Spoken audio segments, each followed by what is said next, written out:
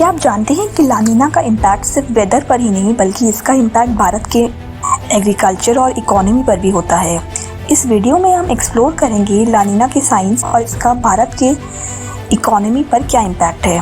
आप समझ पाएंगे कि लानीना क्या है, कैसे इसका हिस्टोरिकल इम्पैक्ट रहा है और 2025 के लिए इसका क्या मतलब हो सकता है। हम बात करेंगे उन अनयूजुअल वेदर पैटर्न्स की जो भारत में अक्टूबर और नवंबर में देखे गए हैं, कैसे लानीना ने पिछले कुछ सालों में क्रॉप्स और इकोनॉमी को इम्पैक्ट किया है और ग्लोबल इवेंट्स जैसे नॉर्थ अमेरिका के फॉरेस्ट फायर्स का भारत पर क्या इम्पैक्ट हो सकता है। ये एक जर्नी होगी समझने की कि लानीना का भारत की क्लाइमेट और इकोनॉमी के फ्यूचर पर क्या इम्पैक्ट होगा। अगर आप भी क्यूरियस हैं कि 2025 में हमें क्या देखने को मिलेगा तो ये वीडियो आपके लिए है। तो चलिए शुरू करते हैं। अब सबसे पहले समझते हैं कि लानीना क्या होता है। लानीना एक नेचुरल क्लाइमेट फिनोमेना है जो पैसिफिक ओशन के टेम्परेचर से क्लोजली लिंक्ड है। जब पैसिफिक ओशन के सेंट्रल और ईस्टर्न पार्ट्स में सी सरफेस टेम्परेचर्स नॉर्मल से काफी कम हो जाता है तब उसे लानीना कहा जाता है।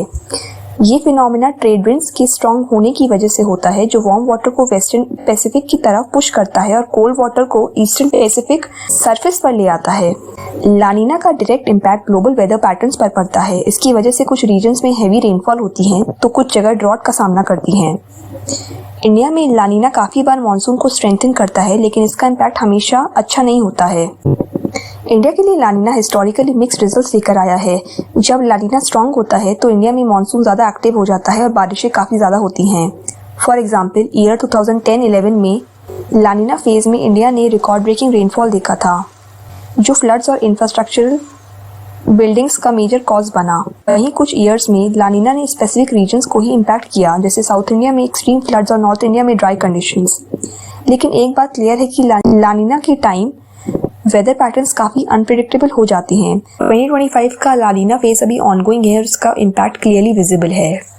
इंडिया का वेदर 2024 में काफी अनएक्सपेक्टेड रहा है। साउथ इंडिया में इस साल मानसून के टाइम पे काफ़ी ज़्यादा बारिश हुई है जिसकी वजह से कुछ स्टेट्स जैसे केरला और कर्नाटका सीवियर फ्लड्स का सामना कर रहे हैं। तमिलनाडु में कुछ जगह वाटर लॉगिंग की प्रॉब्लम्स इतनी ज़्यादा बढ़ गई है कि एग्रीकल्चरल एक्टिविटीज़ रुक गई हैं। लेकिन कॉन्ट्रास्ट में नॉर्थ इंडिया में एक अलग कहानी चल रही है। हरियाणा और पंजाब जैसे agricultural powerhouse regions drought like conditions face कर रहे हैं और यहाँ की रिवर्स का पानी खत्म होने की कगार पर है। इस अनइवन रेनफॉल पैटर्न ने फार्मर्स के लिए काफी ज्यादा मुश्किल पैदा कर दी है और क्रॉप ईल्ड्स काफी अफेक्टेड हुई हैं। ग्लोबली भी कंडीशंस काफी डिस्टर्बिंग है।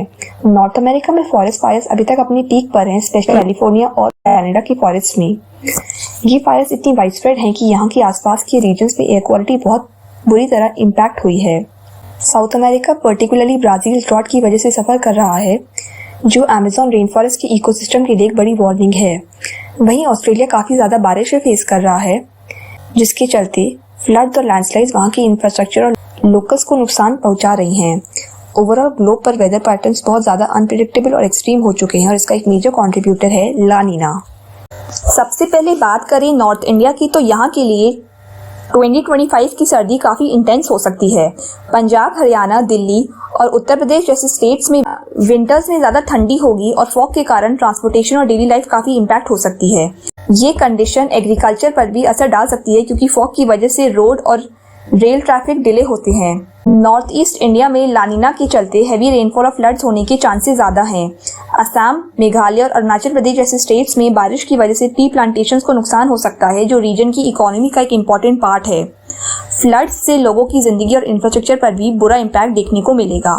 सेंट्रल और वेस्टर्न इंडिया के रीजन जैसे मध्य प्रदेश और महाराष्ट्र में मानसून स्ट्रांग होने की उम्मीद है।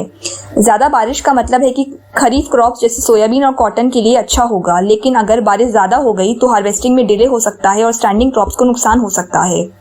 ईस्टर्न इंडिया जैसे ओडिशा और वेस्ट बंगाल में साइक्लोन्स का रिस्क लानीना के चलते और भी बढ़ सकता है। ये साइक्लोन्स न सिर्फ कोस्टल एरियाज के इंफ्रास्ट्रक्चर को डैमेज करते हैं बल्कि लोगों के रहने की जगह और उनके रोजगार भी खतरे में आ सकते हैं। ये रीजन फ्लड्स और बारिश के कंबाइंड इफेक्ट्स का सामना कर सकता है जो सिचुएशन को और सीरियस बनाता है। साउथ इंडिया में नॉर्थ ईस्ट मानसून की वजह से केरला और आंध्र प्रदेश में ज्यादा बारिश होने के चांसेस हैं। ये बारिश इरिगेशन के लिए बेनिफिशियल हो सकती है लेकिन लो लाइंग एरियाज में फ्लडिंग का रिस्क बना रहेगा। हम अगर सेक्टर्स की बात करें तो एग्रीकल्चर पर लानीना का सबसे बड़ा इम्पैक्ट देखने को मिल सकता है।